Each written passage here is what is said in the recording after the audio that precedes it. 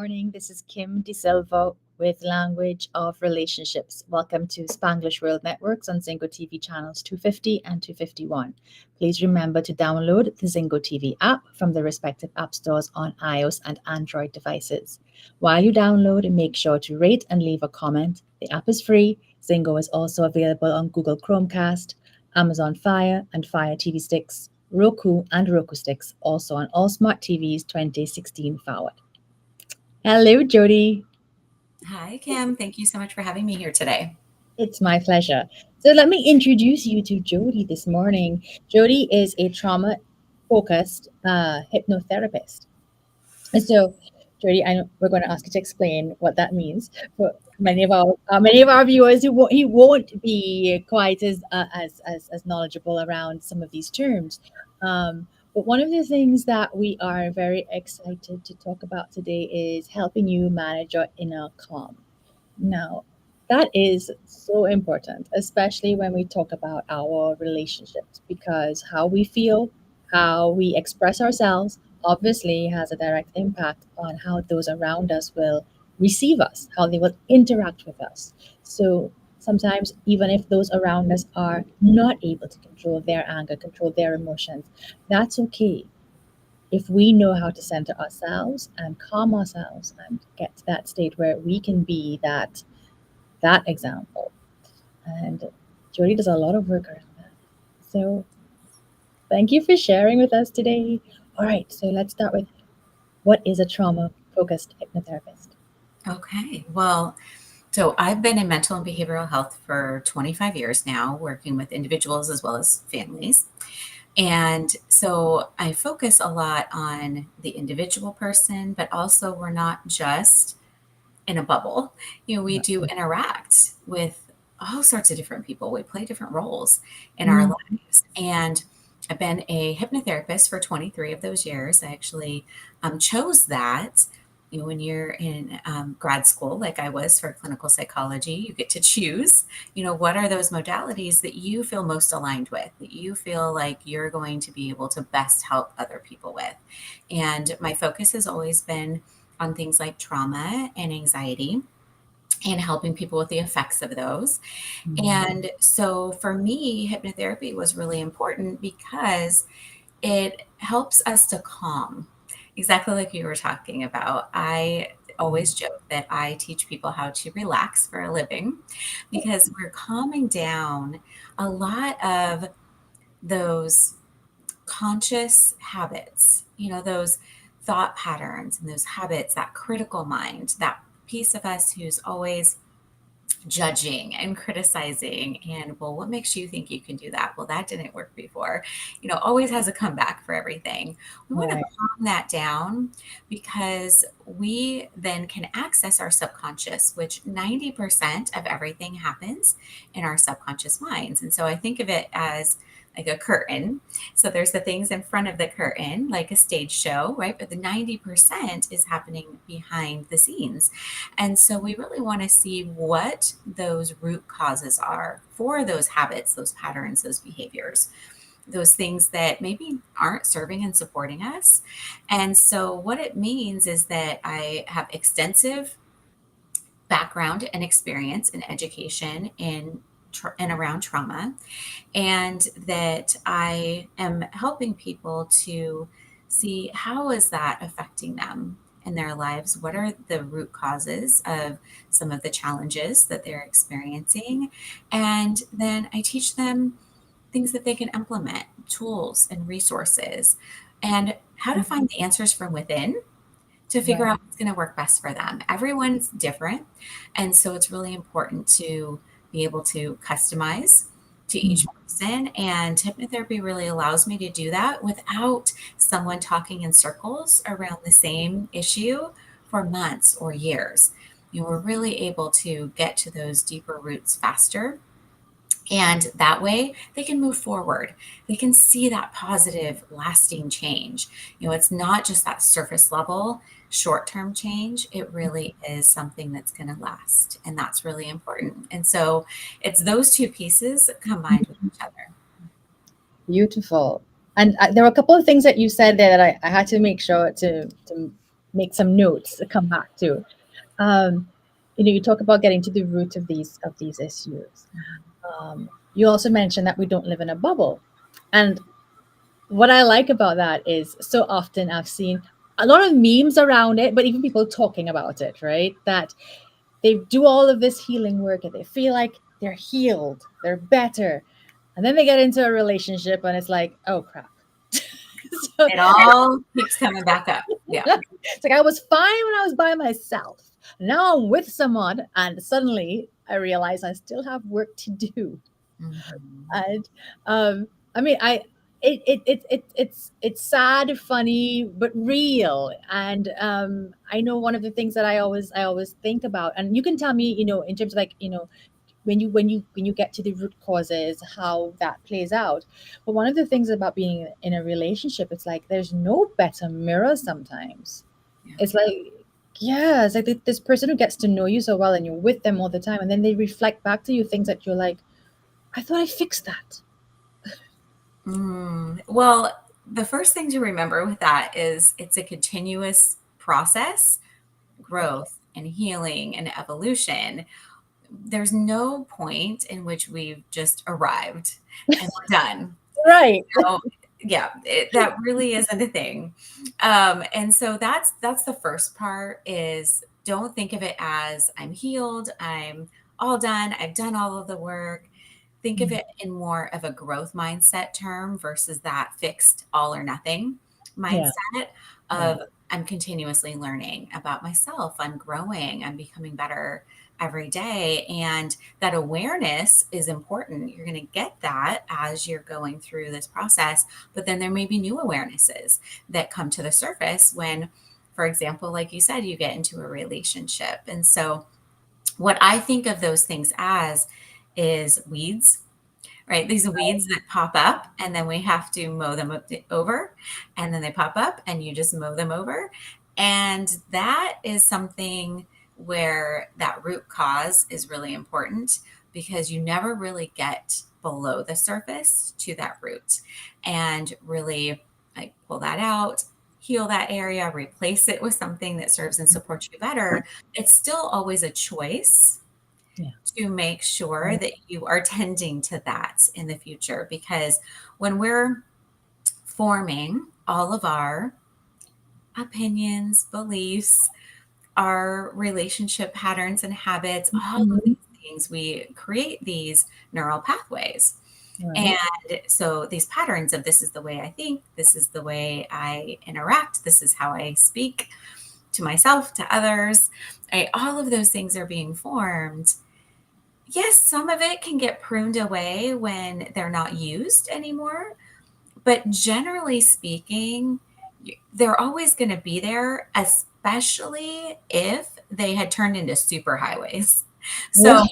if you had used them so much, like for example, you were growing up and you saw a model of a relationship, like this is what relationships look like, this is how families interact, things of that nature Mhm. that has been formed for so many years and it's been so ingrained that it's not going to be easily just pruned away.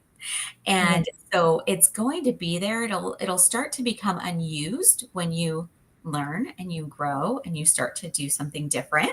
You create a new neural pathway. And how I think of it is really that way. Like, let's say you want to go from point A to point B, and there's not a trail, and you're out hiking in the woods. Well, Right. you have to forge your own trail. And that's what it's like if you want to think a different thought and do something different. And so in your brain, it's a new trail and Mhm.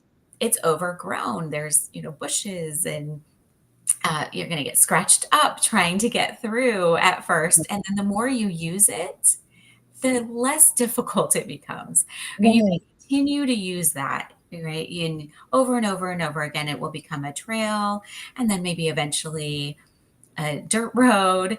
And then maybe it gets graveled over and then cemented over. And someday that may be your highway, your super highway or freeway. But Right. that freeway that you've been using for however many decades of your life is still there. We're just not using it as much because we're constantly having to choose which path are you going to take. And that's really what it's like when you're trying to form something new. You figure out what was that root of where did that come from? Okay. Now I want to choose this other path, but it takes intention. It takes work to choose that other path. And then eventually the one that you weren't using isn't well groomed anymore, and it starts to get some weeds on it, and it starts to fade into the background. But it's easy when we get triggered or activated. Like you said, maybe it's a new relationship Yeah. you get into, and then you find yourself all of a sudden going back on that old highway instead of your new path. And so then you just have to become aware of it and then decide from there, okay, how can I now learn how to pause and stop and choose how to respond versus reacting? Because when we react and Right. emotionally, we go to the easiest pathway, and that would be that old superhighway. Correct. Oh my gosh. And I love how you have used that word choose and Mhm. intention um, repeatedly in that description, because, one of the, I know one of the things that we sometimes hear is that happiness is a choice. And sometimes we can feel so bogged down by our circumstances, by our past, by what we see as our potential future, that we're just like, how can I possibly choose to be happy? I can't. Um, and but as you said, it's those baby steps. It's that focusing, that intention. It's like, I want to create a different path. Yeah. I want to have access to something different than what I'm used to. Um, and I think one of the things that's important to always remind people is that these processes aren't necessarily easy. I mean, Mhm. we can talk about we talk about them, and we talk about what they are, and not just in theory. This is what it is. But we know. Putting these steps into practice, it's that just making that decision to take that step alone can be difficult. Yeah. And that's a conscious decision, right? That we make when we're making a decision, when we want to set a goal and make a plan for something. And again, we have to get that subconscious on board. And Mm. that's really important because a lot of times we'll have inner conflict. Like, consciously, we Mhm. want to do something, and subconsciously, there's resistance or there's sabotage that's going on with that effort. And so it is really key to, like I said, get some support around this because it can be really challenging to see from the outside in is much Mhm. simpler than to see from the inside out. I always think of it as like a snow globe, right? We're Yeah. all in the snow globe of our lives. And when the blizzard is swirling around us, we can't really see what's going on as well as if you get that outside support. And Yes. that's, when we're looking at making these changes, one of the reasons why it can take time and a lot of intention is because we are creating those new pathways, but also because if we're trying to just do it on a conscious level, it can Mhm. take 400 repetitions for something to stick. I guess. Oh, okay. So that's like those affirmations where it's like you Yes. got to do a lot of them. Yeah, you have to do a lot of them at the conscious level. Whereas if we activate, so this is a really interesting and fun fact for you. And I think it will shift people's mindsets a little bit around things like affirmations. Because, first of all, if we're just at the conscious level and we're just trying to say an affirmation that doesn't necessarily resonate with Right. us deep down in the subconscious level, it can take, like I said, 400 repetitions. Now, it can take a lot less if you do that work to heal that inner conflict and figure out how to get your subconscious on board. And so we Mm. could talk a little bit about that. But also, if you add creativity and imagination, I mean, that's the language of our subconscious. So if you add play, let's say, into learning, instead Right. of 400 repetitions, it might take 20 repetitions for. Yes, we have to talk about this. We have to talk about this. Yes, it's so good. And with hypnotherapy, it can be much even less than that. So it can be, maybe 6 repetitions. And so, that was one of the reasons why I was so drawn to hypnotherapy to help my clients, was because the studies show that, if you do a session with hypnotherapy, maybe 10 to 15% success rate of change, right, is what success rate is with hypnotherapy. You do 3 sessions, more like 45 to 50%. And then there's studies that are on like 5 and 6 sessions, and that's like 90% plus. And so what's really great about that is it's a shortcut, right, in a way to be able to have that real and lasting change, because all hypnotherapy is, for anybody who doesn't know really what hypnosis is, except for what they've seen on television, in movies and things like that, where they show like the nice 1700s pocket watches going in front of people's faces. That was a long time ago. That literally all that is, just as a simple explanation for anyone watching, is that tires out your eyeballs and makes you want to close your eyes. I can literally just tell you to close your eyes and you can do it yourself. Are you serious? That's all that does. It makes your eyes tired, so you want to close them. So it isn't anything spooky or strange. It doesn't feel weird. We're just slowing down some brainwave states. And that's all it is right now we're in beta brainwave states. So things are moving pretty quick. We're wide awake, we're alert, we're engaging. And we go through slower brainwave states as we go to sleep. If we're relaxing on the couch watching television, we get into a book, we're daydreaming about something, we're on our way home from the grocery store, and we kind of zone out because we know how to get home from the grocery store. Our subconscious knows how to get there. So we start thinking about our to-do list and what we're going to make for dinner. All of those times we start slowing down. And when you go to sleep, you go through these brainwave states. So you go from beta to alpha, which is a little bit slower. So things like it I just mentioned will take you into alpha, or prayer, meditation, all of those types of things. Theta is a little deeper, and alpha to theta is where new things can be formed much easier. So neuroplasticity is something that is describing how our brains have the ability to change. That's at any age. And our neuroplasticity is heightened.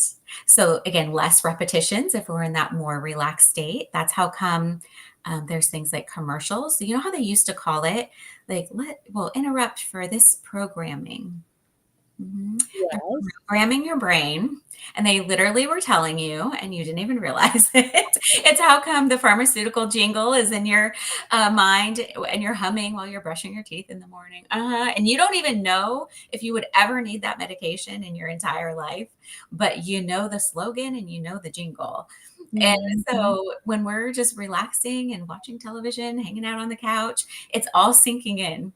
So that's a whole nother conversation. But basically, as we slow down, then delta is deep sleep, right? So those in between, those kind of, just slowing down, relaxing, the last 5 minutes on your yoga mat of yoga class where you're just focusing on your breathing, it feels like that. It really is just relaxing your mind. Like I said, I teach people how to relax, and it helps us to slow down that critical part so that we can access everything and we can create more lasting change. And we can do that when we're in creative mode, when we're in play mode. Kids are wide open. Their subconscious is wide open, and they're just taking everything in, and they're forming all these connections, which is often when we are figuring out how to interact in a relationship. And so we learn all of this, and it takes intention. Again, that superhighway is formed, and it takes that time and intention to say, hey, I want to think a new thought. I want to do something different. I want to react a little bit differently. Now, I do want to mention reacting versus responding, because I think that's another really important concept with our minds. You know how sometimes you don't even know what the thought is, you just react in an instant? There's a part of your brain that's your emotional center. It's in the back. It's small. It's called your amygdala. And that is very much intricately designed for emotional reaction. That's where all these emotional reactions come from. Well, that moves 4 times faster than the thinking part of your brain up in the front. And Oh, so, yeah, so that's why sometimes, especially somebody who's so close to us that really can push our buttons like nobody else, right? They'll say something or do something, and we just emotionally react in whatever way we're used to reacting. We go to that super highway. And so what the important piece of this is that awareness piece, yeah. so that we're aware of that pattern. We know that that's happening. Then we can kind of hit the pause button a little bit. We can try to slow down that process. And that all that takes, Kim, is a breath.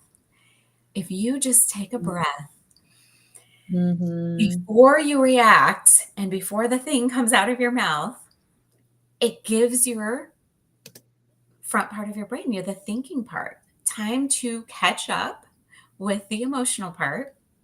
And it gives you time to choose how to respond. And like you said, choose is a really important word here because we just breathe, take a moment, and think before we act.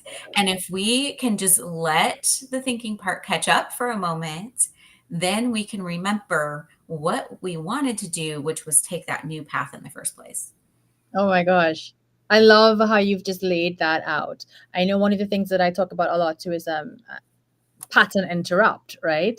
And you've just like totally laid out exactly how to do it, why you should, and just that piece between, our feeling brain and our thinking brain, and giving those two time to merge Yes, it's time to catch up with one another and get on the same page. on Yeah. the same page, please. Yes, it's so funny because yesterday I was listening to a podcast on anger, Mm, and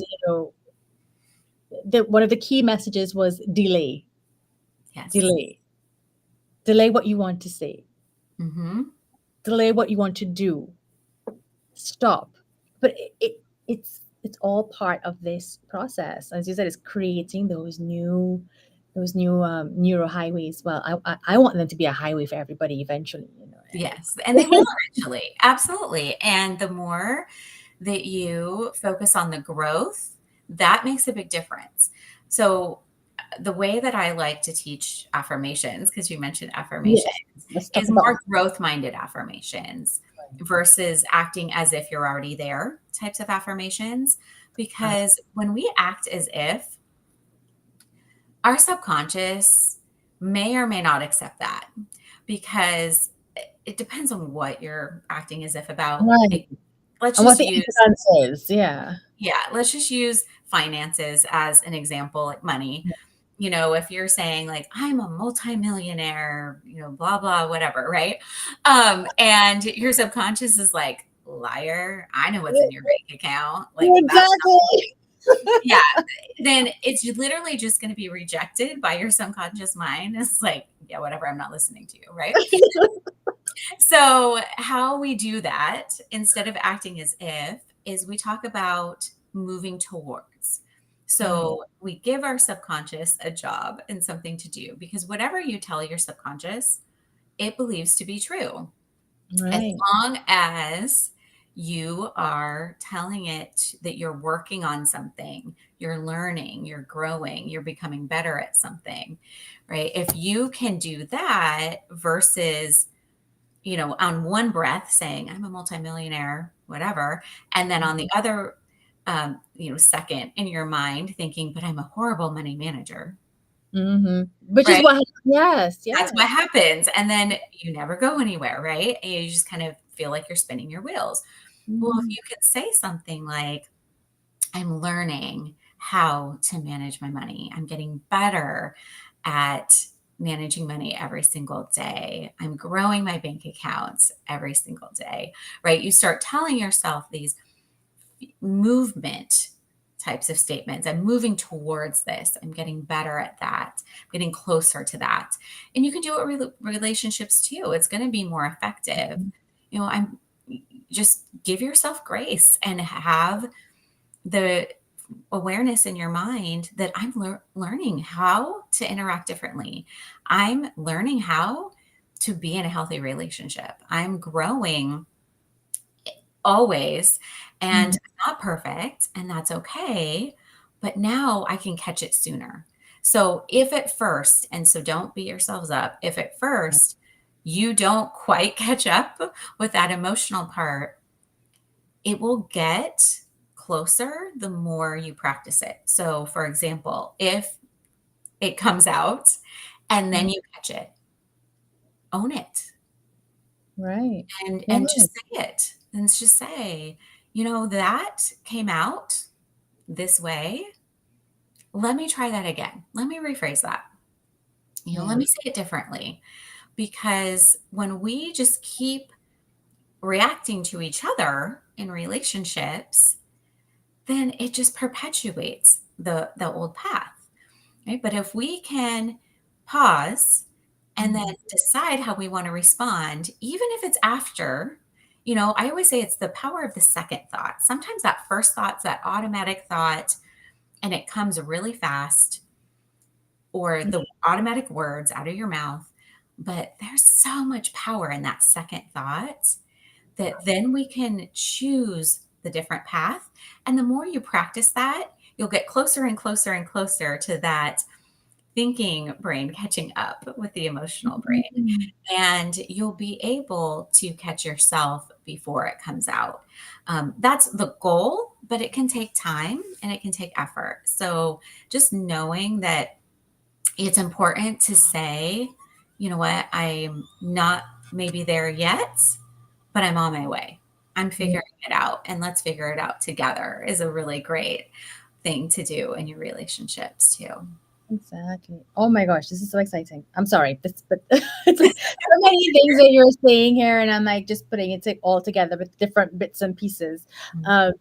And you talked about the second thought, and why I kind of want to go back to that is that sometimes I think we've almost trained ourselves to believe, or we've heard so many times, well, that first thought, that's the honest one, that's the authentic one. And then you try to fix it and modify it. But I think what we're learning here right now is that that first thought really is simply the product of, as you said, the pathways we're used to using, the scenarios we're used to playing out. It's what we know, it's what we're comfortable with. But the second thought, that's where our change is. Yeah. And it's okay. It's okay if we have to, if we have the not so constructive thought first. We're becoming something else. And you're modeling that for the people around you too. So if you have kids, for example, sometimes you emotionally react to something. And guess what? You can model to your kids and say, you know what? I apologize. That wasn't okay. Let's try that again. Yeah. You can do that. And then you're showing them that's, no, nobody's perfect. And sometimes that happens. And then this is how we deal with it. This is how we now regulate. This is how we choose something that's going to be a healthier response or an outlet for that. Right? Everyone can get upset, angry, irritated, frustrated sometimes. Right? But it's not okay to treat each other like that. And so you own it, and then you show them how to do it differently. And so that helps create that change within those relationships too, because you get to be that person because you're doing your own work. So then you're modeling that, and other people will learn from it. They'll react differently. When you respond differently, they'll respond differently. They will think a new thought too. Because if you're in a relationship with someone and they're so used to, because we all have relationships like that you can play out in your head. Okay, if I say this, they're going to say that. And then it's right. We think about that for the holidays. Oh my gosh. I have had those conversations. Yeah, because we know how that's going to go. We all have those examples. So let's do something different. Let's think Mhm. something different, say something different, steer things in a different direction. Because when we don't play into those same patterns, it makes the other person stop and be like, huh, Something's different. do what I thought she was going to do. And she didn't say Yeah. what she always says. Like, now I have to decide how I want to respond to that. And so you can have exactly what you said, Kim, which is that pattern interrupt. Yeah. Oh my gosh. I cannot tell you how many conversations I had with my husband in my head. Right? You can have a whole conversation. And so now you're playing it out and it becomes negative expectancy. Exactly. And then you just, it's a self fulfilling prophecy. Then you just play it out the way that you think it's going to be. But it Mm. doesn't have to be that way. So being more open and curious. And Yeah. a lot of that comes from judgment. Like you said, whether that's self judgment of, okay, that automatic thought, we can be very judgmental of that, of ourselves. And like you said, well, that's the honest, no, that's the ingrained thought. It doesn't mean that that is coming from a place where logic meets emotion. It means it's just coming from that automatic place. And so that's where taking that pause, how I like to teach that pause is, like I said, to take a breath, but then to check in with yourself. You know, take a breath. If you need to take a few and try to release. Mm-hmm. Ever, if it's anger, you mentioned anger. So, you know, bring it down a notch and release some of that, because emotions are just physiological responses that we put words to. And Yeah. so, what's going on? So, what do you notice about how you're feeling, what that emotion is? And what are you experiencing in your body? And breathing can slow that down, calm that down. I like to teach just a calm breathing technique of, you know, you just breathe in for 4. Counting helps because then it slows everything down. It gets you into thinking mode and it Mm. calms your body. It calms your regulatory system. So all of your breathing, your heart rate, right? Everything starts to slow down with your brain as well. And so in for 4, and then you can either do a brief pause or hold for 7. It's really up to you. And then out for 8. The important thing is out for twice as long as in. Okay. Oh, okay, okay, okay. And breathing through your nose helps. So if you can, right? If you're not stuffy or something. So breathe through your nose and then out. And then, how am I feeling? What am I experiencing? Do another breath or 3. And then, how do I want to respond to this? You do not have to respond to something immediately. Give yourself a moment, and it will get shorter. You won't need to stop for quite as long to let the logical part catch up of like, okay, what do I want to do here? Because it might take a moment at first because you're not used to responding in a different way. So you're going to be thinking like, okay, what am I supposed to say here? Right? What am I going to say different in this moment versus what I said before or what I did before? But us regulating ourselves and just being able to regulate our emotions and our nervous systems.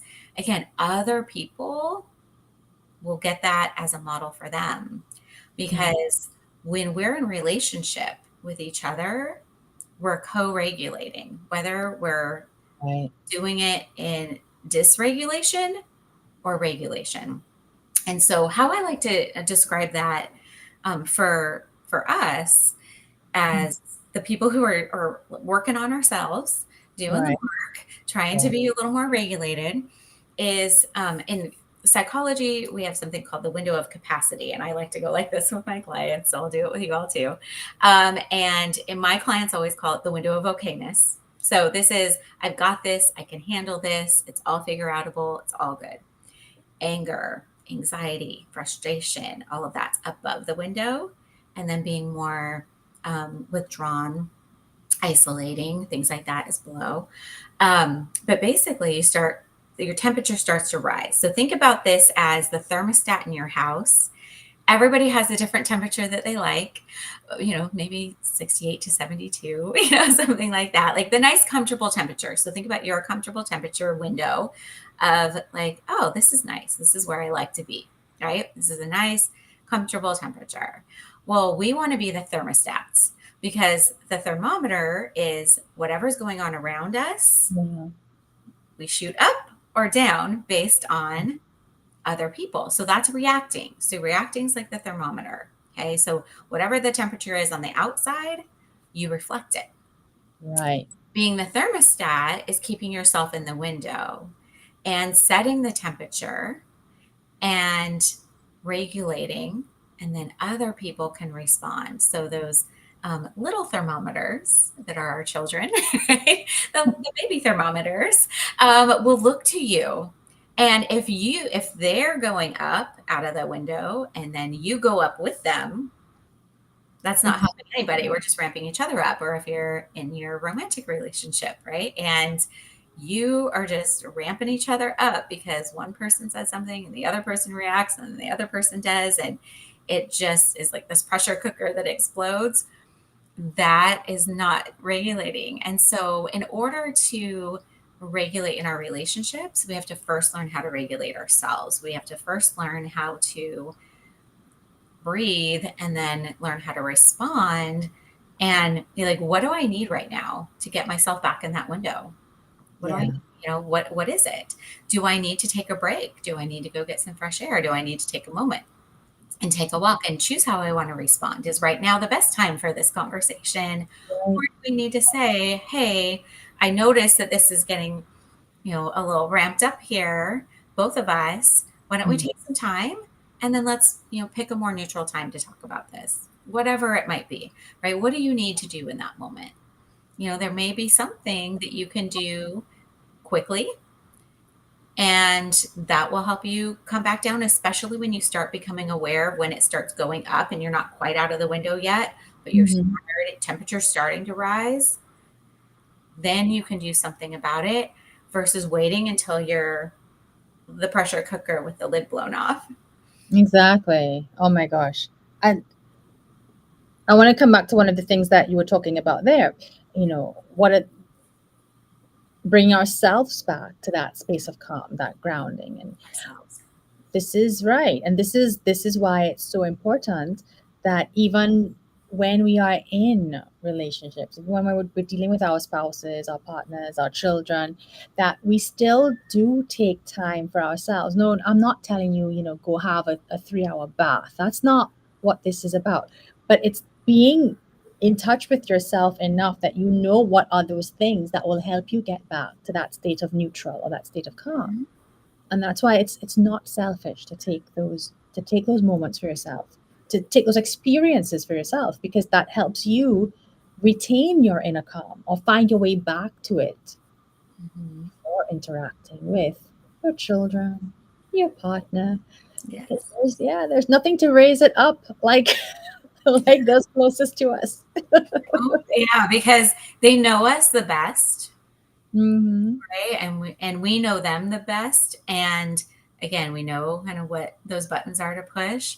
And we also trust that when we react, they're not necessarily going to run, right? They're not going to push us away. Exactly. So we push them hard sometimes. Push them hard sometimes. Yeah. And it only takes 1 minute. So if you do 3 of those mindful breaths, Right. and then just check in with yourself and your emotions, 3 more mindful breaths, and then, okay, what do I need in this moment to shift this? Yeah. That's a minute. It isn't very long. It doesn't take a long time to do that. And again, you are showing others like I can regulate myself, because that's who we're responsible for, is us. Yeah. And then that becomes an example for those around us. And we can't control anyone else, but we can focus on what we can do. Yeah. And that's so important, right? To focus on what can I do in this moment that's going to make a positive difference. Exactly. What can I do in this moment? And look at those words. What can I do right now? Yeah. Not Versus what. what can I make them do? Exactly. Because you can't make them do anything anyway. Nope. So, no, you can't. I'm gonna take us back a little bit. You were explaining to us the difference between beta and alpha and theta, Yeah. and how those were the spaces in which, getting in touch with our subconscious was Mhm. more accessible. Yes. Um, but one of the things that you also talk about a lot, Jodie, is using that space for speaking into our children.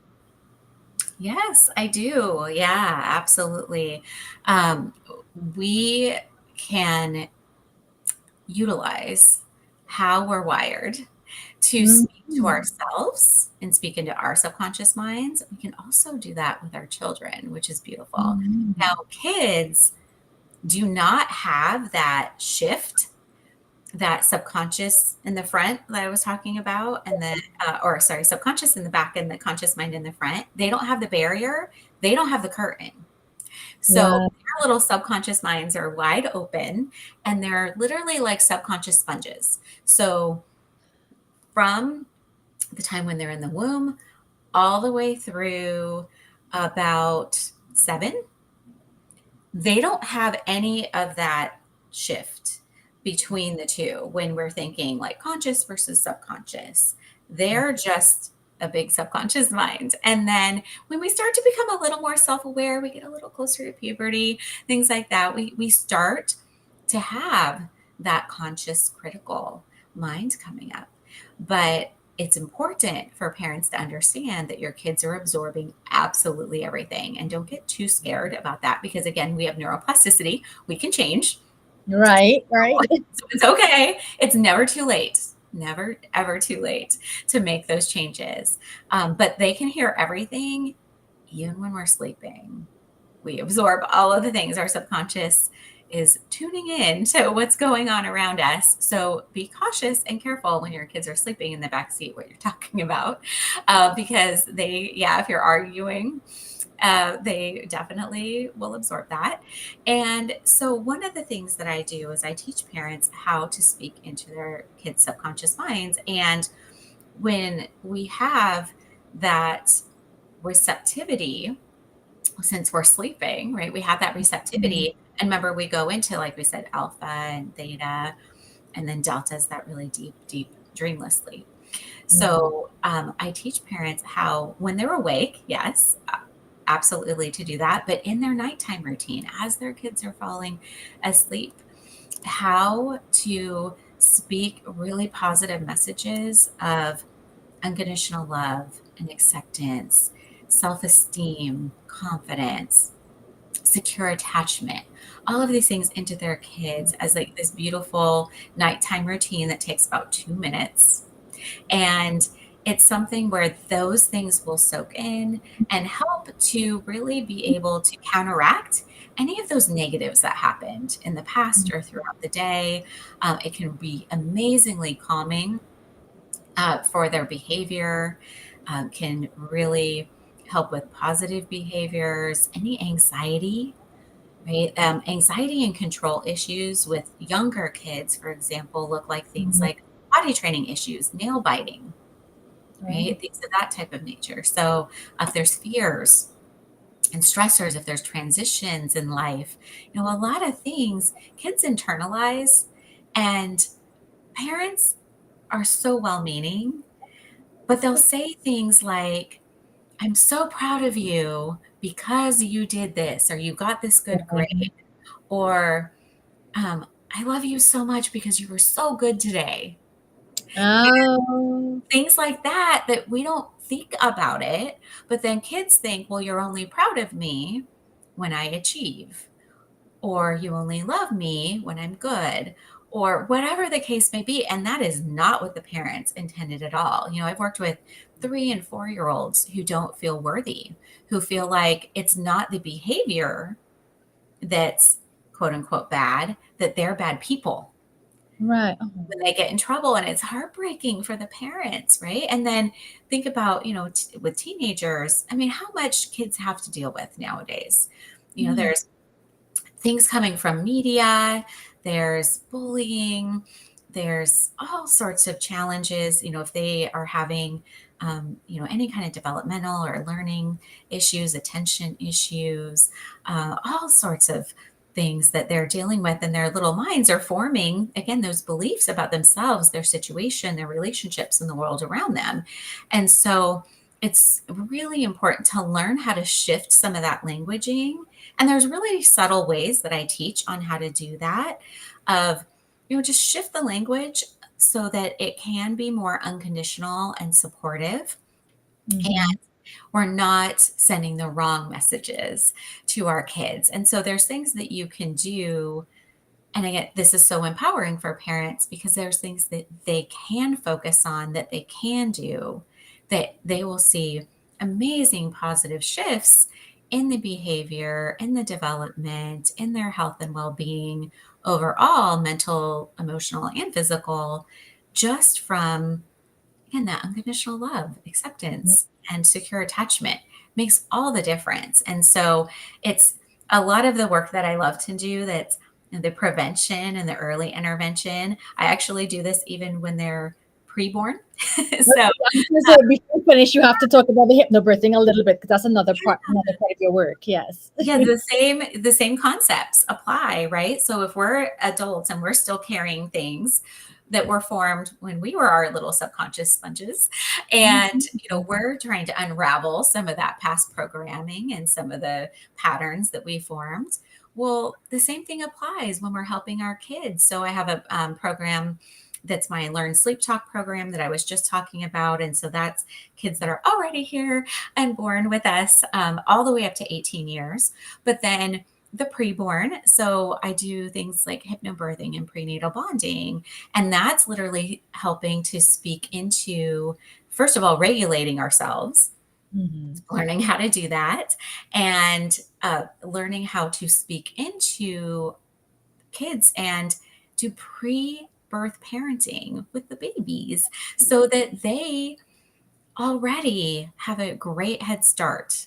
It's really helpful because they're able to be more calm, more regulated, because the parents are learning how to do that. So in those types of programs, we're not just focused on the babies, though. We're focused on the parents. We're focused on the parents bonding with the child, but bonding with each other.